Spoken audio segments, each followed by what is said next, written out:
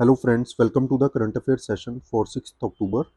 Start करेंगे MCQ से। First question है, which of the following organisation releases trade and development report. इसका correct answer है option D, that is UNCTAD. UNCTAD stands for United Nation conference on trade and development. Second है, which of the following states has launched Satyanishtha app. इसका correct answer है option C, Himachal Pradesh, और Kangra district में ये launch की गई है। थर्ड है, consider the following statements regarding newly inducted helicopter प्रचंड। इसका फर्स्ट ऑप्शन बिल्कुल सही है, इसको डेवलप किया है हिंदुस्तान एरोनॉटिक्स लिमिटेड ने। सेकंड स्टेटमेंट भी बिल्कुल सही है, इसकी रेंज जो है 550 किलोमीटर्स है। तो करेक्ट आंसर है option C, that is both 1 and 2। Fourth है, which of the following organisation launched meta data junction programme. इसका करेक्ट आंसर है option C, that is election commission, जो वोटर्स के अवेयरनेस के लिए जो है ये लॉन्च किया गया है। करंट अफेयर्स देखते हैं आज के। नोबेल प्राइज मिला है केमिस्ट्री में किसको? Carolyn R Bertozzi, Morten Meldal and K Barry Sharpless को। इस चीज के लिए मिला है for the development of click chemistry and bioorthogonal chemistry. Doctor Bertozzi जो है ये 8th वीमेन है जिनको ये प्राइज मिला है, एंड डॉक्टर शार्पलेस जो है ये 5th साइंटिस्ट है जिनको 2 नोबल्स मिले हैं। डॉक्टर शार्पलेस के अलावा केमिस्ट्री में एक पर्सन है, फ्रेडरिक सेंगर। इनको भी 2 बार नोबेल प्राइज मिला है केमिस्ट्री में। एंड डॉक्टर शार्पलेस को इससे पहले जो अवार्ड मिला था 2001 में, जो नोबेल प्राइज मिला था किसके लिए? असिमेट्रिक ऑक्सीडेशन रिएक्शन के लिए। तो ये आपने याद रखना है। देन क्लिक केमिस्ट्री है क्या बेसिकली? ये टर्म जो है इसको कॉइन किया था डॉक्टर शार्पलेस ने 2000 में, जिसमें जो मॉलिक्यूल्स होते हैं उनको क्लब कर दिया जाता है, स्नैप कर दिया जाता है। नॉर्मली होता है क्या कि केमिकल रिएक्शंस जो है मॉलिक्यूल्स के बीच में करवाया जाता है। ये मॉलिक्यूल रिएक्शन जो है इससे जो बाय प्रोडक्ट है, प्रोडक्ट तो बनेगा ही बनेगा, बाय प्रोडक्ट जो है या वेस्टेज जो है वो बहुत ज़्यादा होती है। जैसे एक एग्जांपल है कि 1 kg अगर ड्रग्स हमें प्रोड्यूस करनी है तो उसमें 25 से लेकर 100 kg तक का बाय प्रोडक्ट वेस्ट जनरेट हो जाता है। तो क्लिक केमिस्ट्री क्या करेगी? ये एक तरह का ऑल्टरनेटिव हो सकती है आने वाले फ्यूचर में, कि जिसमें बाय प्रोडक्ट वेस्ट नहीं होगा, एफिशिएंसी ज़्यादा होगी। इसमें किया क्या जाता है बेसिकली कि दो मॉलिक्यूल्स को, पहले तो 2 मॉलिक्यूल्स आइडेंटिफाई किए जाते हैं जो थोड़े सिमिलर हों।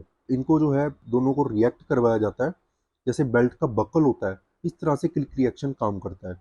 ये दोनों जो है आपस में क्लिक कर जाएंगे। क्लिक कर जाएंगे तो क्या होगा? और इसमें कैटलिस्ट यूज होता है, इसकी वजह से रिएक्शन जो है क्विक रिएक्शन होता है और इसमें किसी भी तरह का बाय प्रोडक्ट वेस्ट जनरेट नहीं होता है। देन इसकी यूटिलिटी कहाँ पे है? फार्मास्यूटिकल इंडस्ट्री में है, डीएनए मैपिंग में है, या फिर ऐसे मटेरियल क्रिएट करने में जो अलग अलग पर्पसेस के लिए यूज हो सकते हैं। देन बायो ऑर्थोगोनल रिएक्शन जो है इसमें क्या है कि रिसर्चर्स ने क्लिक केमिस्ट्री को यूज किया है बायोलॉजी एस्पेक्ट में। खासकर ये कहाँ यूज होगी? कैंसर फार्मास्यूटिकल्स, ड्रग्स बनाने के लिए। बैटोजी ने क्या किया? क्लिक केमिस्ट्री को एक न्यू डायमेंशन दे दी और इनको लिविंग ऑर्गेनिजम्स में यूज करना स्टार्ट कर दिया। देन इसमें क्या है कि जैसे बायो ऑर्थोगोनल केमिस्ट्री है क्या बेसिकली, इसमें लिविंग सेल्स जो होते हैं या लिविंग ऑर्गेनिजम्स जो हैं उनमें भी केमिकल रिएक्शंस होता है, जैसे ह्यूमन की बॉडी में भी केमिकल रिएक्शंस होते हैं। तो ये सब किसकी डोमेन में आता है? बायो ऑर्थोगोनल केमिस्ट्री के डोमेन में। तो क्लिक केमिस्ट्री को इस फील्ड में यूज किया जा रहा है, तो इसीलिए इन तीनों पर्सन्स को ये प्राइज मिला है। ये तीनों के नाम है, ये जैसे बेल्ट का बकल होता है इस तरह से ये 2 मॉलिक्यूल्स को रिएक्ट करवाते हैं। इसमें जो यूज किए गए हैं 2 मॉलिक्यूल्स एजाइड्स एंड एल्कलाइंस। एंड कॉपर जो है इसमें कैटलिस्ट की तरह है। अगर इन केस थोड़ा डीप क्वेश्चन आपको आता है तो ये आपने याद रखना है, जो ये रिएक्शन क्लिक रिएक्शन करवाया गया है। नेक्स्ट देखते हैं, नानसेन अवार्ड जो है मिलेगा ये एंजेला मार्कल को। United nation human commission for human right commission जो है एक यूनाइटेड नेशन रिफ्यूजी एजेंसी है, इन्होंने अनाउंस किया कि एंजेला मार्कल जो है farmer federal chancellor of Germany, इनको 2022 नानसेन रिफ्यूजी अवार्ड दिया जाएगा। नानसेन रिफ्यूजी अवार्ड जो है एंजेला मार्कल के साथ ये कुछ रीजनल लीडर्स हैं उनको भी दिया जाएगा, और इसकी जो सेरेमनी होगी जेनेवा में होगी, दैट इज इन स्विट्जरलैंड, अक्टूबर 10 2022 को। मार्कल ने बेसिकली काम क्या किया कि इनको नोबल पीस प्राइज भी मिला था इस साल का, नोबल पीस प्राइज, ये भी आपने याद रखना है 2022 का। इन्होंने जो सीरिया है, इराक है, अफगानिस्तान है, यहाँ से जो रिफ्यूजीज आते थे उनको असाइलम प्रोवाइड करवाया था जर्मनी में। तो इनके इनिशिएटिव्स के लिए ये प्राइज जो है नोबेल प्राइज़ दिया गया और इन्हीं इनिशिएटिव्स के लिए इनको नानसेन अवार्ड जो है मिलेगा। इसमें कैश प्राइज़ होता है 1,50,000 यूएस डॉलर का। देन हर साल जो है ये अवार्ड दिया जाता है और ये किसके नाम पे रखा गया है? नॉर्वेनियन एक्सप्लोरर थे, साइंटिस्ट एंड डिप्लोमेट थे ये, फ्रिड्जॉफ नानसेन। ये इंडिविजुअल को भी दिया जाता है, ग्रुप या ऑर्गेनाइजेशन भी हो सकती है, जिन्होंने रिफ्यूजीज के लिए या ऐसे लोग जो इंटरनली डिस्प्लेस्ड हैं, स्टेटलेस पीपल हैं, और ये किसी भी रीजन से हो सकते हैं। क्लाइमेटिक कंडीशंस यानी सुनामी आ गई, कोई अर्थक्वेक आ गया, उसकी वजह से डिस्प्लेस हो सकते हैं लोग, वॉर लाइक सिचुएशन है वहाँ से डिस्प्लेस हो सकते हैं, तो कन्फ्लिक्ट रिडन एरिया है जैसे अफगानिस्तान था, तो ऐसे रिफ्यूजीज को असाइलम जो प्रोवाइड करते हैं या उनके लिए जो काम करते हैं, ऐसे लोगों को ये प्राइज़ दिया जाता है। एंड एंजेला मार्कल जो है, आपने याद रखना है, one of the longest serving chancellor हैं ये जर्मनी की। चांसलर जर्मनी में क्या हुआ, कौन होता है? Basically head of government. जैसे इंडिया में हेड ऑफ गवर्नमेंट कौन है? Prime minister. ऐसी जर्मनी में कौन होता है? चांसलर। नेक्स्ट देखते हैं, टेस्ला कंपनी के जो सीईओ हैं इलॉन मस्क, इन्होंने एक प्रोटोटाइप ह्यूमनॉइड रोबोट जो है इंट्रोड्यूस किया है, प्रेजेंट किया है, जिसका नाम है ऑप्टिमस। ये नाम आपने याद रखना है। ये आर्टिफिशियली इंटेलिजेंस सॉफ्टवेयर है इसमें। इसके अलावा सेंसर्स हैं जो जैसे कार्स में होते हैं, टेस्ला की कार्स में। Then autopilot, driver assistance जैसे फीचर्स भी इस रोबोट में देखने को मिलेंगे। देन मास प्रोडक्शन के लिए डिज़ाइन किया गया है और मिलियंस ऑफ यूनिट्स जो है ये प्रोड्यूस किए जाएंगे। 2.3 किलोवाट और जो है बैटरी पैक इसमें दिया गया है, और इसके अलावा वाईफाई एंड एलटीई कनेक्टिविटी भी दी गई है। एलटीई की फुल फॉर्म है लॉन्ग टर्म एवोल्यूशन। जैसे 4G था, 4G के आने से पहले एलटीई कनेक्टिविटी यूज होती थी। ये आप बोल सकते हो लेमन टर्म्स में कि 3G और 4G के बीच का पार्ट है। देन ह्यूमन लाइक हैंड्स होंगे, बायोलॉजिकली इंस्पायर्ड डिज़ाइन है, जैसे एक ह्यूमन बॉडी का डिज़ाइन होता है, उसी से इंस्पायर्ड ये डिज़ाइन है। और ये सूटेबल है, ऑब्जेक्ट्स को ये पिक कर सकते हैं, वेरियस शेप्स के ऑब्जेक्ट्स हो सकते हैं, वेरियस साइजेस के हो सकते हैं, तो ये रोबोट जो है ऐसे ऑब्जेक्ट्स को उठा पाएगा। बैग होल्ड करना है उसको कर पाएगा। देन स्मॉल जो पार्ट्स होते हैं उन पे ग्रिपिंग अच्छी होगी। नेक्स्ट देखते हैं, लीगल मेट्रोलॉजी रूल्स में कुछ अमेंडमेंट्स की गई हैं। गवर्नमेंट जो की प्रोविजंस लेकर आई है, की प्रोविजंस इंट्रोड्यूस की हैं लीगल मेट्रोलॉजी रूल्स की, जिसमें ऑफिसर्स को एम्पावर किया गया है कि वो प्रोसिक्यूशन इनिशिएट कर सकते हैं कंपनी के डायरेक्टर्स के लिए फॉर इवन माइनर ऑफेंसेस। इससे रिलेटेड माइनर ऑफेंसेस होंगे वेट्स एंड मेजर से रिलेटेड। लीगल मेट्रोलॉजी का मतलब ही क्या है कि वो ऐसी लीगल रिक्वायरमेंट्स जो वेट्स एंड स्टैंडर्ड के साथ डील करती हों। गवर्नमेंट ने अमेंड की है ये जो प्रोविजंस हैं अंडर लीगल मेट्रोलॉजी रूल्स की। देन सेक्शन 49 जो है लीगल मेट्रोलॉजी एक्ट का, ये अलोक करता है कंपनीज को कि वो एक अपने जो डायरेक्टर्स हैं कंपनी के, उनमें से किसी एक को अपॉइंट कर सकते हैं as a person responsible for the business of the company. Then legal metrology rules 2003 में ही आए थे। ये होते क्या बेसिकली, लीगल रिक्वायरमेंट्स हैं जो फुलफिल करनी पड़ती हैं स्टैंडर्ड वेट्स के लिए।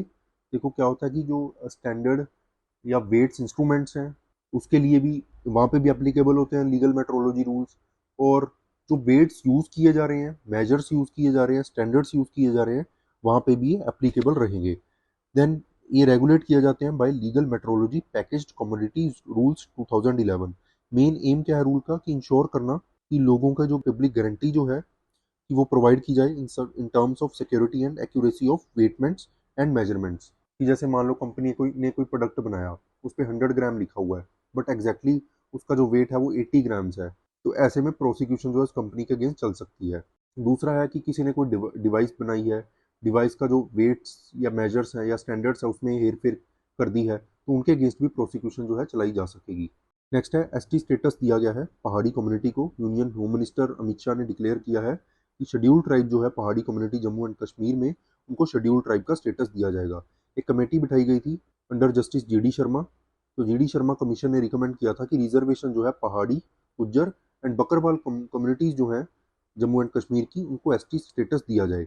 और जब ये एडमिनिस्ट्रेटिव प्रोसेस कंप्लीट हो जाएगी, तब से ये रिजर्वेशन के जो बेनिफिट्स हैं उनको एक्सरसाइज कर पाएंगे। पहाड़ी कम्युनिटी के बारे में पढ़ लेते हैं। ये लिंग्विस्टिक ग्रुप है, मेनली कहाँ पर रिजाइड करता है? पिरपंजाल वैली में। और मेनली ये हिंदूज हैं, मुस्लिम्स हैं, सिख्स हैं, और 10 से 11% इनको जो पॉपुलेशन है जम्मू एंड कश्मीर में है। इनकी मदर टंग जो है पहाड़ी है, जो एक ऑफशूट है पोठवारी लैंग्वेज का। डिफरेंट डायलैक्ट्स हैं इसमें, और इनका एक अपना यूनिक कल्चर है। ये मेनली रिजाइड करते हैं रूरल एरियाज में, और जो इनकी मेजर ऑक्यूपेशन है वो क्या है? Agricultural and cattle activities. Then criteria क्या है एसटी लिस्ट में? अगर किसी ट्राइब को इंक्लूड करना है तो एक तो प्रिमिटिव ट्रेड्स होने चाहिए। इट मीन्स प्रिमिटिव का मतलब होता है पुराने जो ट्रेड्स हैं उनके, देन डिस्टिंक्टिव कल्चर होना चाहिए, डिफरेंट कल्चर होना चाहिए, जोग्राफिकली आइसोलेटेड होने चाहिए वो, देन शाइनेस होनी चाहिए लार्जर कम्युनिटी से, कि ये नहीं है कि लार्जर कम्युनिटी के साथ मिक्सअप होकर रह रहे हैं वो। Then backwardness one of the main criteria है, हालांकि ये जो क्राइटेरियाज हैं ये कॉन्स्टिट्यूशन में कहीं पे मेंशन नहीं है। नेक्स्ट है her start initiative, president Draupadi Murmu ने लॉन्च किया है हर स्टार्ट।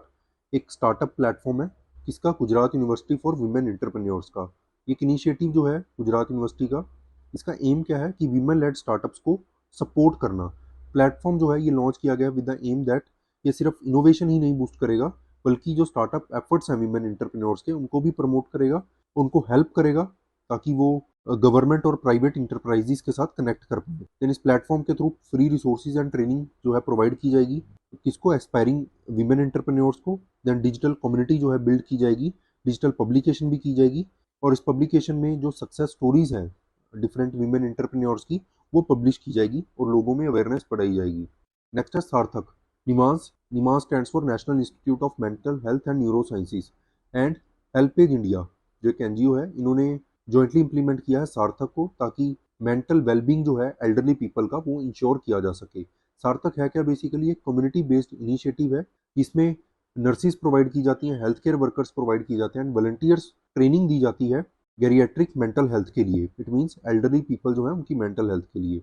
ये दोनों जो इंस्टीट्यूट्स हैं NIMHANS and NGO HelpAge India, ये कोलैबोरेट कर रहे हैं, कोलैबोरेट किया इन्होंने इस इनिशिएटिव को इम्प्लीमेंट करने के लिए। सार्थक इनिशिएटिव के अंडर 10,000 मेंटल हेल्थ वर्कर्स जो हैं उनको ट्रेन किया जाएगा एंड आइडेंटिफाई किया जाएगा, ताकि वो जो है मेंटल हेल्थ इश्यूज जो है उनको काउंटर कर सकें, ऐसे मेंटल हेल्थ इश्यूज जो खासकर ओल्डर एल्डरली पीपल जो है फेस करते हैं। इसके लिए इनको ट्रेनिंग दी जाएगी। दैन ट्रेनिंग जो है ये non specialised health care workers को प्रोवाइड की जाएगी एंड कम्युनिटी केयर गिवर्स को ऑनलाइन मॉड्यूल के थ्रू।